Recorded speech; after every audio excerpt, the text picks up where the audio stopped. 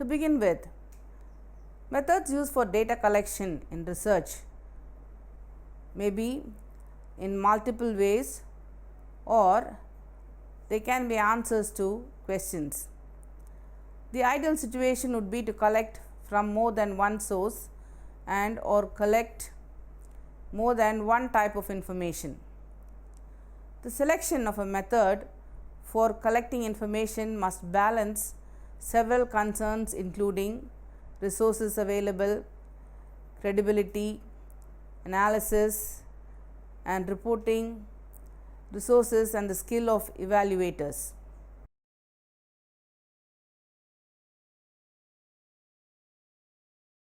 Examples of different data collection methods are given below. The first one is the inventory. An inventory or a survey is by definition based on a statistically defined sample of a population. An inventory can be considered as a type of survey. Surveys can be used to study humans or non-human population. Most often the data collecting tool is the questionnaire. The benefits of collecting information from a sample and applying it to a population instead of doing a census of the population are the cost and time saving. There are some basic steps to be considered when designing an interview or survey. By considering these items as you design your collection of information, you will consider some things you might not have and avoid some common mistakes. Do not design a survey or inventory by yourself. Seek assistance and ask subject matter experts. The most effective way to design a survey is to put together a design team containing a statistician, several resource experts, field staff, and end users of the information such as managers. Checklist. Checklist is another method of collecting data. Checklists are usually used in the observation method of data collection. Behavior observation checklist is a list of behaviors or actions among participants being observed. A tally is kept for each behavior or action observed. A questionnaire. A questionnaire, sometimes is also called a survey, is a series of questions that a person answers to provide descriptive data for a researcher. Questionnaires are used primarily for descriptive designs, but the results are often used for inferential statistical analysis also. Testing is another method for data collection.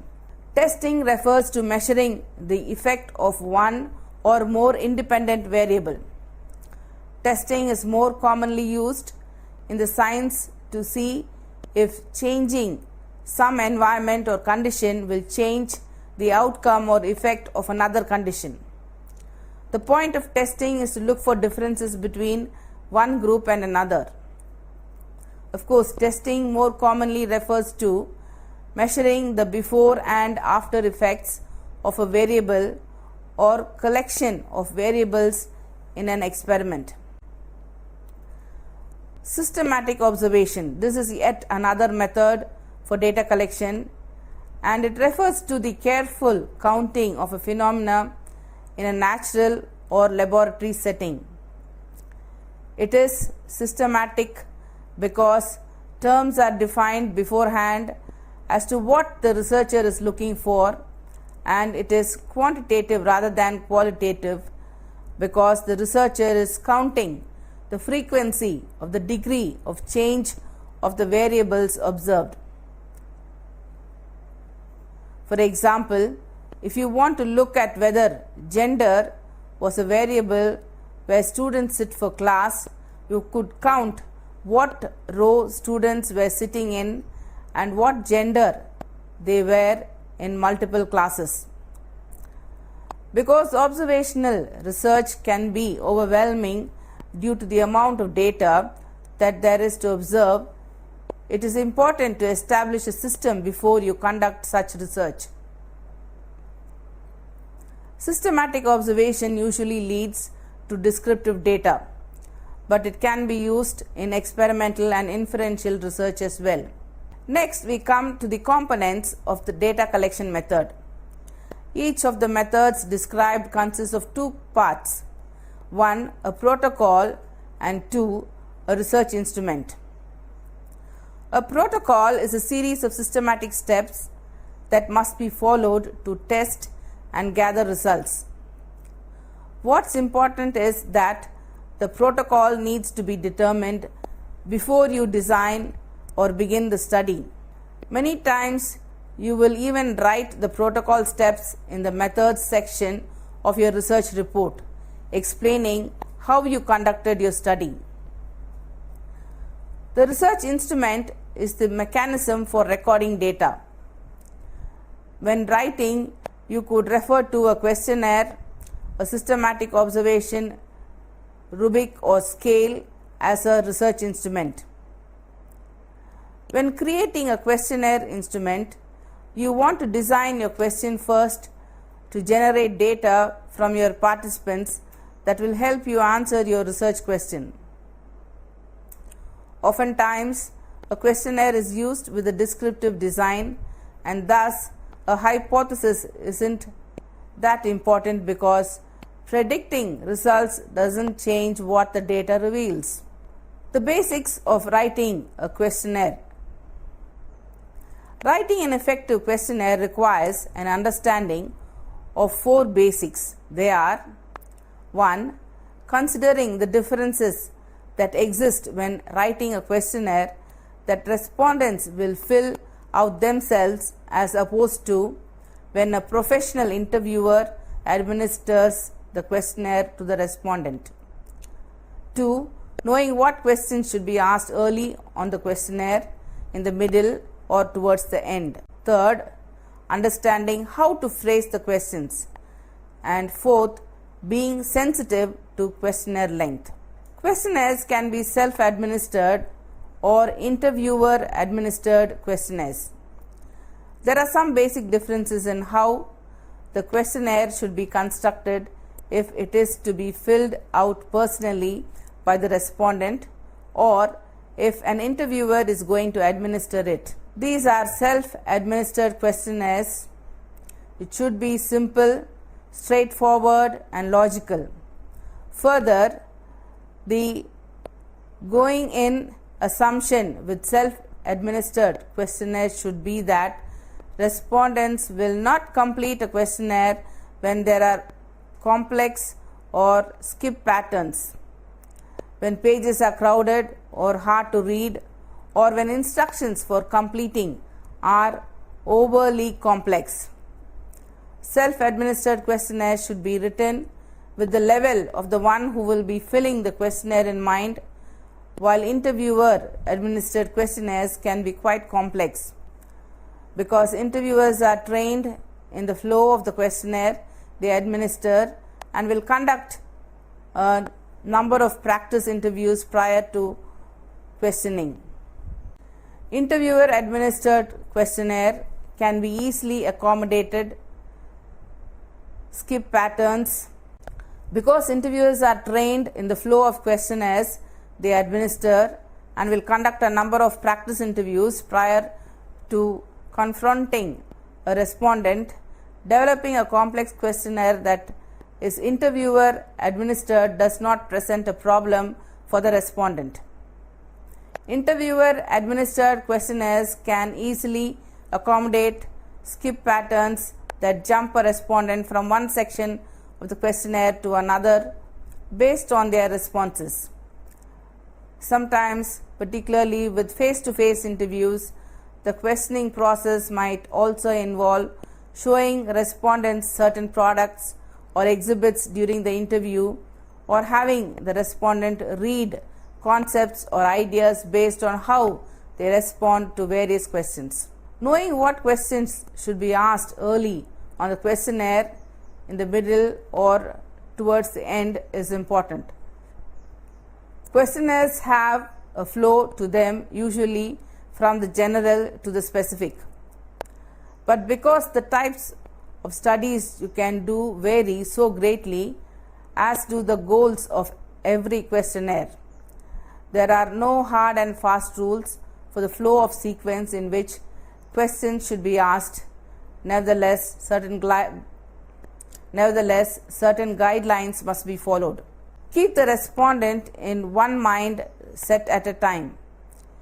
If at all possible, complete all your questions about one topic before moving on to the next. Don't ask about food intake, then about meal preparation, and then go back to additional questioning on food intake. Ask the easy questions first.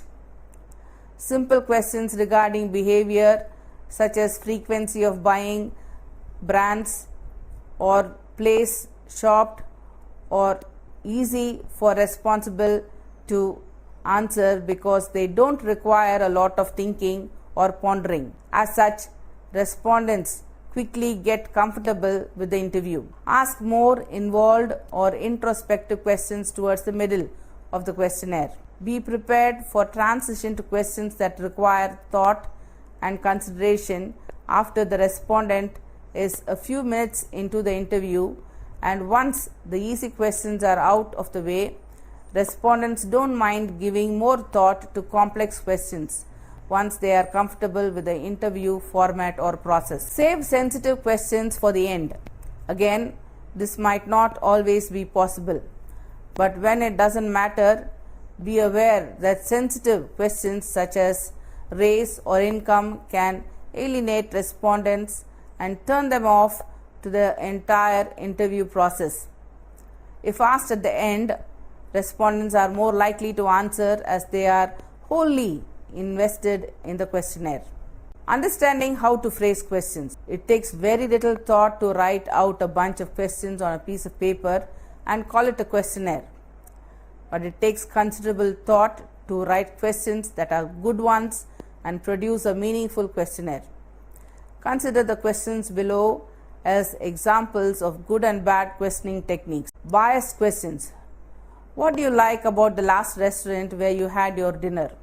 Assumption here is that the respondents liked something and the question tends to push for a positive response. Unbiased questions. What is there anything you like in the last restaurant where you had your dinner? By simply using "is there anything" as part of the question phrasing, the respondent is not put on the spot to find something to like. Dual thought questions. What, if anything, do you like or dislike about your dinner? With such a question, respondents tend to focus first on the strongest likes or dislikes. If it happens to be something like they like, they will give less thought to what they might not like, and vice versa. Here, it would be much better to ask two questions, one focusing on the likes and the other on the dislikes. Multiple thought questions. With 10 being more important and 1 being least important, how important is it for a commercial food service to have friendly and knowledgeable employees? Friendly is one thought here, knowledgeable is another. When you ask a dual thought, you are stuck interpreting both issues at once. It is probably a good idea that a commercial food service should have both friendly and knowledgeable employees, but it might not be necessary. Being just the friendliest commercial food service would set it apart, as could just being the commercial food service with the most knowledgeable people. Keeping your questions to a simple thought is most always the best approach. Being sensitive to questionnaire length. Questionnaire length is dictated by the study objectives. Some questionnaires take 5 minutes worth of questions to address the objectives, others will take an hour. Two simple rules of thumb should be kept in mind. Respondents will sit still for 40-page self-administered questionnaire if it is well constructed and easy to complete. They will toss 2 pages questionnaire if it is clustered and complex. Next, coming to questionnaire design. There are 9 steps involved in the development of a questionnaire. First, decide the information required.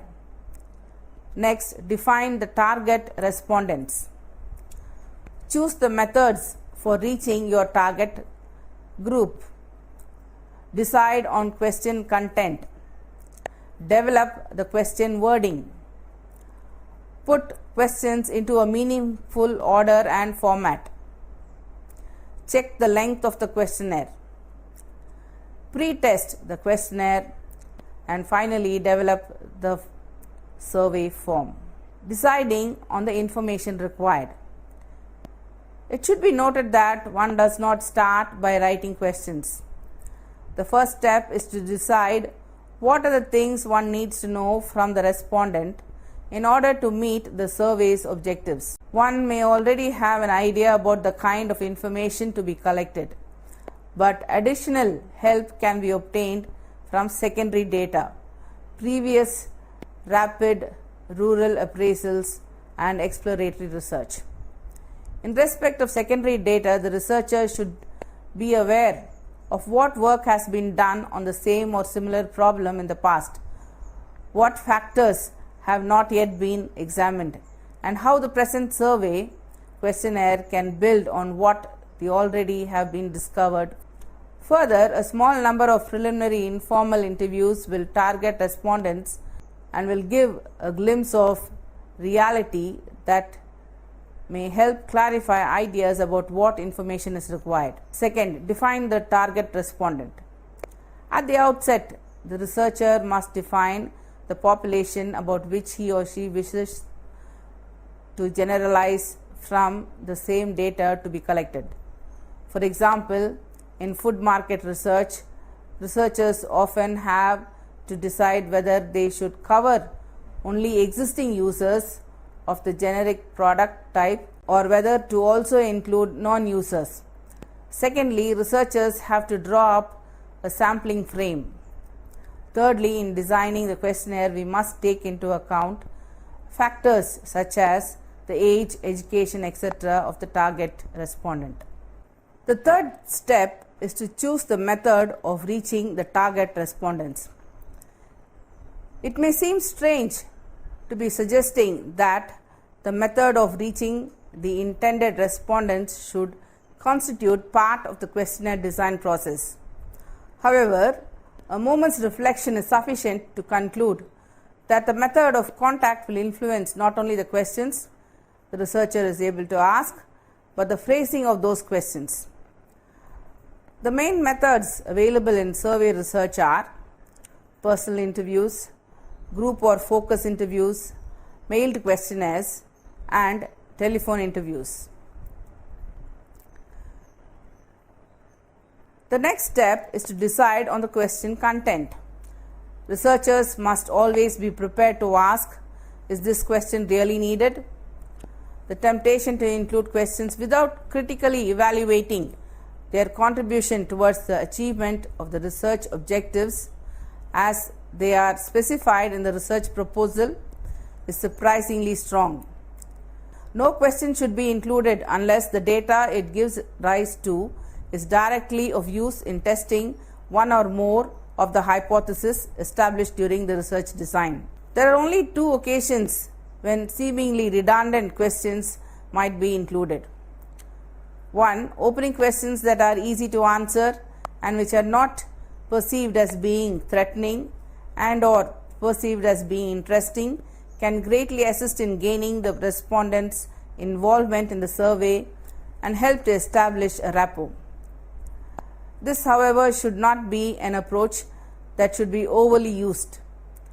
It is almost always the case that questions which are of use in testing hypotheses can also serve the same functions. Dummy questions can disguise the purpose of the survey and or the sponsorship of a study. For example, if a manufacturer wanted to find out whether its distributors were giving the consumers or end users of its product a reasonable level of service, the researcher should want to disguise the fact that the distributor's service level was being investigated. If he or she did not, then rumors could abound that there was something wrong with the distributor. Fifthly, develop the question wording. Survey questions can be classified into three forms: close, open-ended, and open response option questions. Next, putting questions into meaningful order and format. Opening questions. Opening questions should be easy to answer and not in any way threatening to the respondents. The first question is crucial because it is the respondent's first exposure to the interview and sets the tone for the nature of the task to be performed. If they find the first question difficult to understand or beyond their knowledge and experience or embarrassing in some way, they are likely to break off immediately. If, on the other hand, they find the opening question easy and pleasant to answer, they are encouraged to continue. Question flow. Questions should flow in some kind of psychological order so that one leads easily and naturally to the next. Questions on one subject or one particular aspect of a subject should be grouped together. Respondents may feel it disconcerting to keep shifting from one topic to another or to be asked to return to some subject they thought they gave their opinions about earlier. Question variety. Respondents become bored quickly and restless when asked similar questions for half an hour or so. It usually improves response, therefore, to vary the respondent's tasks from time to time. An open-ended question here and there, even if it is not analyzed, may provide much needed relief from a long series of questions in which respondents have been forced to limit their replies to pre-coded categories. Questions involving showing cards, pictures to respondents can help vary the pace and increase of interest. Closing questions. It is natural for a respondent to become increasingly indifferent to the questionnaire as it nears the end. Because of impatience or fatigue, he may give careless answers to the later questions. Those questions, therefore, that are of special importance should, if possible, be included in the earlier part of the questionnaire. Potentially sensitive questions should be left to the end to avoid respondents cutting off the interview before important information is collected. Next is the presentation and layout of the questionnaire. In developing the questionnaire, the researcher should pay particular attention to the presentation and layout of the interview form itself. The interviewer's task needs to be made as straightforward as possible. Questions should be clearly worded and the response options clearly identified. Prescribed definitions and explanations should be provided. This ensures that the questions are handled consistently by the interviewers and that during the interview process, the interviewer can answer, clarify respondents' queries. Ample writing space should be allowed to record open-ended answers and to cater for differences in handwriting between interviewers. Physical appearance of the questionnaire. The physical appearance of a questionnaire can have a significant effect upon both the quantity and the quality of marketing data obtained. The quantity of data is a function of the response rate. Ill-designed questionnaires can give an impression of complexity, medium and too big a time commitment. Data quality can also be affected by the physical appearance of the questionnaire. with unnecessarily confusing layouts, making it more difficult for interviewers or respondents in the case of self-completion questionnaires to complete this task accurately. Attention to just a few basic details can have a disproportionately advantageous impact on the data obtained through a questionnaire. In general, it is best for a questionnaire to be short as possible. A long questionnaire leads to a long interview, and this is open to the dangers of boredom on the part of the respondent. Interruptions by third parties and greater cost in terms of interviewing time and resources. In a rural situation, an interview should not last longer than 30 to 45 minutes.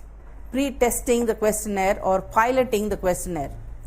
Even after the researcher has proceeded along the lines suggested, the draft questionnaire is a product evolved by one or two minds only. Until it has actually been used in interview and with respondents, it is impossible to say whether it is going to achieve the desired results. For this reason, it is necessary to pre-test the questionnaire before it is used in a full-scale survey to identify any mistakes that need correction. The purpose of pre-testing a questionnaire are whether the questions as they are worded will achieve the desired results, whether the question has been placed in the best order, whether the questions are understood by all classes of respondents, whether additional or specifying questions are needed or whether some questions should be eliminated, whether the instructions to interviews are adequate. Usually, a small number of respondents are selected for the pre-test. The respondents selected for the pilot survey should be broadly the respondents of the type of respondents to be interviewed in the main survey. The final questionnaire form. If the questionnaire has been subjected to a thorough pilot test, the final form of the questions and questionnaire will have evolved into its final form. All that remains to be done is the mechanical process of laying out and setting up the questionnaire in its final form. This will involve grouping and sequencing questions into an appropriate order, numbering questions and inserting interviewer instructions. Now we shall see the different types of questions. The questions are the primary tools in collecting necessary information from the respondent of a survey. By making the right choice on the type of survey questions, you will be able to extract only data that are related to the purpose or the goal of the survey. First is the close-ended questions. Close-ended questions limit the answers of the respondent to responses options provided on the questionnaire. An example of a close-ended question are you married? What is your marital status? Next is the dichotomous or 2-point questions. These are the yes and no type questions or the satisfied, unsatisfied type of questions. A close-ended question can also be a multiple choice question. For example, you can have 4 choices of A, B, C or D. Sealed questions that are making use of rating scales such as the Likert scale is a type of a 5-point scale, a 3-point scale, a semantic differential scale and a 7-point scale. Next we come to the open-ended questions. In open-ended questions, there are no predefined options or categories included. The participant should supply their own answers. For example, you can ask an open-ended question on what did you have for breakfast today. The third type of question is the contingency question. Questions that need to be answered only when the respondent provides a particular response to a question prior to them that are called contingency questions. Asking these questions effectively avoids asking people questions that are not applicable to them. For example, have you ever smoked a cigarette? Yes or no? The next question is, if yes, how many times have you smoked? Once, 2 to 5 times, 6 to 10 times, more than 10 times. The question that is asked second is what we refer to as a contingency question following up a closed-ended question. Matrix questions are also closed-ended questions but are arranged in one under the other such that the question form a matrix on a table with identical responses options placed on top. For example, please rate the following characteristics of a food product based on your satisfaction. Use a check mark. You may express your satisfaction as strongly satisfied, satisfied, neutral, unsatisfied, and disagree. Next, we come to the characteristics of a good questionnaire.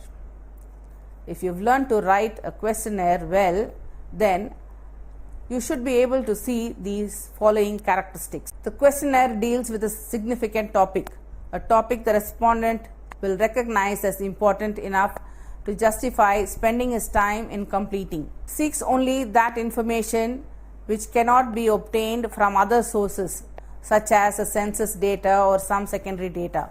The questionnaire should be as short as possible, only long enough to get the essential data. It should be attractive in appearance, neatly arranged, and clearly duplicated or printed.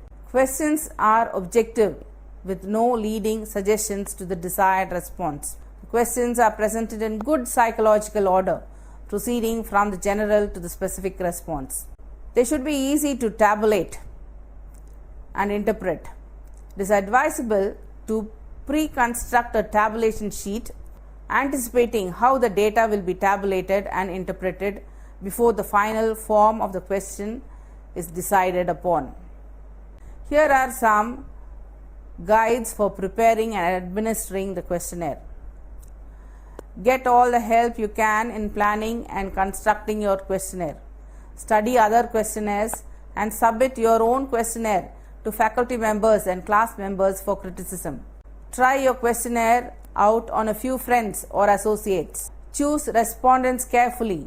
It is important that questionnaires be sent only to those who possess the desired information, those who are likely to be sufficiently interested to respond conscientiously and objectively. A preliminary card asking whether or not the individual would be willing to participate in the proposed study is recommended. It has also been found that in many instances, better response is obtained when the original request was sent to the administrative head of an organization. It is possible that when a superior officer turns over a questionnaire to a staff member to fill out, there is some implied feeling of obligation. If questionnaires are planned for use in institutions, it is imperative that the approval of the project be secured from the head of the institution. If the desired information is delicate or intimate in nature, one must consider the possibility of providing anonymous responses. Try to get the aid of sponsorship. Recipients are more likely to answer if a person, organization, or institution of prestige has endorsed the project. Be sure to include courteous, carefully constructed cover letters to explain the purpose of the study. Some recipients are slow to return questionnaires. An important point to remember is that questionnaires should be used only after all other sources on the topic to be researched have been thoroughly examined. In conclusion, I would like to say that it requires a lot of skill to put the questionnaire writing into practice. You may not be able to write a good questionnaire at the first go. Try to write a short questionnaire for one particular purpose to begin with. Then you can try some more complex once later. Keep trying. Write questionnaires more often so that your skills can improve.